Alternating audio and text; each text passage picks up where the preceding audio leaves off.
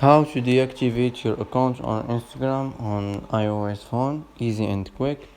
Hello guys, in today's video I'm gonna show you how to deactivate your account on Instagram on iOS phone, easy and quick. First, after you click on يحيى your شكون هو profile هيتل icon, click here on the three lines, click settings, and now click account. Now scroll down and you will see here delete account, click on it, and here as you see you will see here deactivated account. And if you want to deactivate it, just click on it and it will be deactivated. And that's it for today.